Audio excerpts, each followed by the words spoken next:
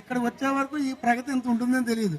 మా చిన్నప్పుడు నేను 76లో ఇదే స్కూల్లో 6th క్లాస్లో జాయిన్ అయ్యాను. 80-81 10th బ్యాచ్. మా టైంలో 300 మార్కులు రావడం అంటే చాలా అద్భుతం అనుకునేవాళ్ళం. ఆ రోజుల్లో ఎక్కడ ప్రైవేటు సంస్థలు లేవు.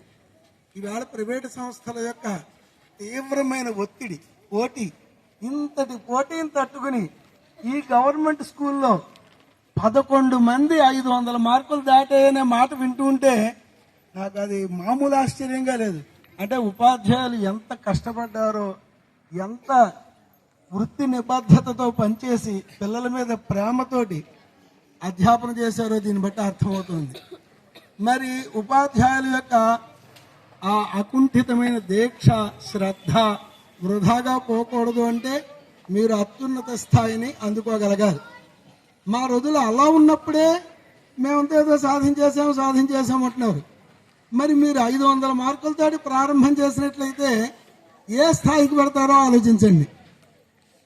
అంచేత దీన్ని దృష్టిలో పెట్టుకుని ఇప్పుడు అంటే పెద్దగా ఇప్పుడు టైం లేదు కాబట్టి ఎక్కువ టైం వృధా చేయకూడదు. మీరు చాలాసేపు నుంచి కూర్చున్నారు. చిన్న చిన్న విషయాలు చెప్తాం. మేము 6 అన్నదమ్ములం, 6 అక్క చెల్లెళ్ళం. సరే, మా నాన్నగారి గురించి ఏమో మీరు అందరూ వింటున్నారు కాబట్టి ఇక దాని గురించి ఎక్కువగా ప్రస్తావన చేయను. 68లో ఇక్కడికి వచ్చారు మా నాన్నగారు. 90 వరకు ఇక్కడే ఉద్యోగం చేశారు. అంటే ఎన్ని సంవత్సరాలు మీరు ఆలోచించండి. మేమందరం సరే గవర్నమెంట్లో ఉద్యోగాలు చేసిన వాళ్ళమే. ఇంకా విశేషించి మా 5వ తమ్ముడు రామకృష్ణ డిపార్ట్మెంట్ ఆఫ్ అటామిక్ ఎనర్జీలో సైంటిఫిక్ ఆఫీసరు. అంటే ఆయన యొక్క ఉద్యోగాన్ని ఇచ్చే నోట్ ఫైల్ మీద ప్రెసిడెంట్ ఆఫ్ ఇండియా సంతకం ఉంటుంది. ఆయన ఉద్యోగం తీయాలంటే ఆ నోట్ ఫైల్ మీద ప్రెసిడెంట్ ఆఫ్ సంతకం ఉండాలి.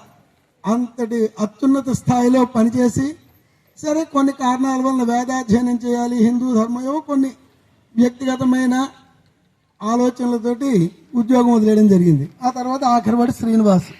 వీళ్ళిద్దరూ సెంట్రల్ యూనివర్సిటీ అంటారు, యూనివర్సిటీ ఆఫ్ హైదరాబాద్, అందులో 12వ ర్యాంక్, ఆల్ ఇండియా లెవెల్లో 12వ ర్యాంకులో సెలెక్ట్ అయ్యారు ఆ రోజుల్లో.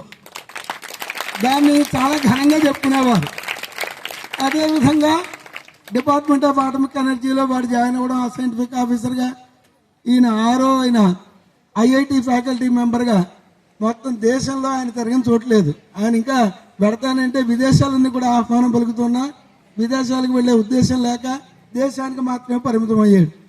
ఇప్పుడు ఆయన చెప్తున్న మాట ఏంటంటే, మీరు అది మరి గమనించారో లేదో, ఒక చిన్న ముక్క, మీలో ఉత్సాహం ఉన్నట్లయితే మిమ్మల్ని నేను ఐఐటికి తీర్చిదిద్దుతాను అన్నారు.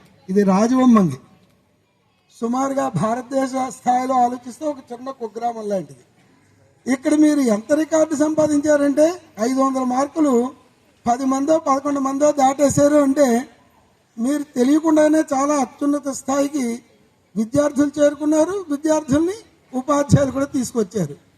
ఇప్పుడు ఇలాంటి సందర్భంలో ఇక్కడ మీరు ఇంటర్మీడియట్ పూర్తి చేసి ఐఐటీలో సుమారుగా ఒక 10 ర్యాంకులు కొట్టగలిగారు అనుకుందాం. ఆల్ ఇండియా లెవెల్లో సుమారు అక్కడ పిఎంఓ, అలాగే ప్రెసిడెంట్ ఆఫ్ ఇండియా ఉండే రాజ్భవన్ అన్నీ కూడా అదిరిపోతాయి, దడదడలాడిపోతాయి. రాజవొమ్మంగి పేరు న్యూఢిల్లీ అంతా కూడా మారిమోగిపోతుంది. అర్థమైందా? అంటే మీరు ఇదే శ్రద్ధతో కనుక కొనసాగలిగితే, ఇప్పుడు ఆయన చెప్పారు, ఇప్పుడు ఒక ఐఐటి కొట్టాలంటే చిన్న విషయం ఏం కాదు. రమారం ₹1 కోటి ఖర్చు పెట్టాలి. తల్లిదండ్రులకు అంత బ్యాక్గ్రౌండ్ ఉందా? ఇక్కడి నుంచి వచ్చేవాళ్ళు అంతంత ద్రవ్యాన్ని వినియోగించగలుగుతారా? అంచేత వాటినింటిని కూడా దృష్టిలో పెట్టుకుని ఇప్పుడు ఆయన చెప్తున్న మాట ప్రకారంగా మీకు కనుక అర్థమైతే, అలాగే ఉపాధ్యాయులు కూడా తగిన విధంగా మిమ్మల్ని మోటివేట్ చేస్తే, కనీసం ఇప్పుడు మీరు 11 మంది 500 మార్కులు దాటారన్నారు. 10 ఐఐటి ర్యాంకులను ఊహించి చూడండి. రాజవొమ్మంగిలో 10 ఐఐటి ర్యాంకులు అంటే సుమారు ఢిల్లీ అంతా కూడా మారుమోగిపోతుంది. విద్యాపరంగా అనేక రంగాలు అంతర్జాతీయ స్థాయిని అందుకుని ఉండొచ్చు. ఒకప్పుడు ఇదే రాజవొమ్మంగిలో అల్లూరి సీతారామరాజు గారు అనేక రకాల ఉద్యమాలు చేసి చాలా చిన్న వయసులోనే గతించినప్పటికీ మొత్తం విశ్వవిఖ్యాతమైన ప్రఖ్యాతిని సంపాదించారు. అయితే అవన్నీ కూడా డిఫరెంట్ రంగాలు.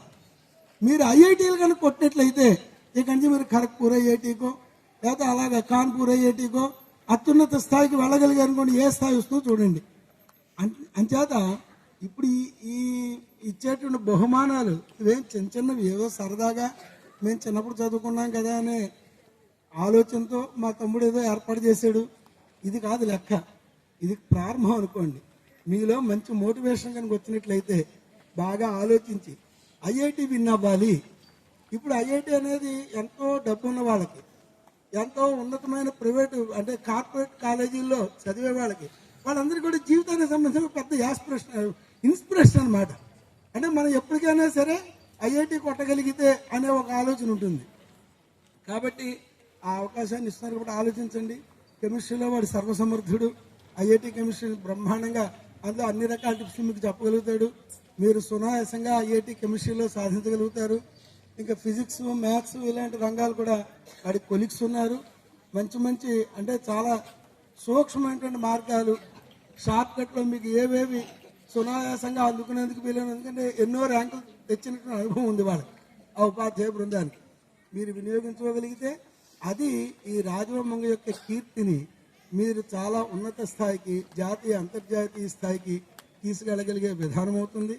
దానికి సరిపడే విధంగా మీరు కనుక అలా ఉన్నట్లయితే తగిన ప్రోత్సాహాన్ని వాడు, అలాగే వెనకాలండి మేము మీ ఉపాధ్యాయ బృందాలు, ఎందుకంటే మిమ్మల్ని ఇంతగా తీర్చిదిద్దారు. ఇంకా ఇప్పుడు మీకు 300 మార్కులు ఎవరికీ దాటలేదు అనుకోండి, ఐఐటి గురించి మనం ఎందుకు మాట్లాడతాం, 10th సరిపోతుంది, మీరు వృత్తిలో ఉండిపోండి అంటాం. 500 మార్కులు దాటేసారు అనడం వల్ల మీరు ఐఐటికి వెళ్ళండి, ఐఐటిలో బీటెక్లు చేయండి, Indian institute of space technologies ఉన్నాయి, అనేక రకాల జాతీయ సంస్థలు ఉన్నాయి, వాటిలో అత్యున్నతమైన స్థాయికి వెళ్ళండి అని చెప్తున్నాం. అలాగే ఇక్కడి నుంచి అదే దీక్షతో పడితే మీరు ఐఏఎస్లు కొట్టచ్చును. అంచేది ఇవన్నీ జరగాలంటే ఇంక మీరు నెక్స్ట్ స్టెప్ ఐఐటీలో ఉండాలి. ఇప్పుడు 10th వచ్చేసారు, ఇంటర్మీడియట్ ఐఐటి. అదే ఆ దిశగా కూడా మీరు ఆలోచించండి. ఉపాధ్యాయులు కూడా తప్పకుండా ఆ విధంగా ఆలోచిస్తారని చూస్తున్నాం. మీరు కనుక చెప్పినట్లయితే మేము చెప్పేదంతా ఒకసారి చెప్పి వెళ్ళిపోతాం. ఉపాధ్యాయులు కనుక చెప్పినట్లయితే బాగా లోపల గంట వెళ్ళి నాటుకుంటుంది. అలా ఆ దిశగా ఆలోచిస్తారని, రాజవమ్మంగికి మంచి కీర్తిని సాధింపజేస్తారని, ఢిల్లీలో మన రాజవమ్మంగి పేరును మారుమోగేట్లా చేస్తారని ఆశిస్తూ విరమిస్తున్నాను. అలాగే శర్మ ఒకసారి మాట ఒకసారి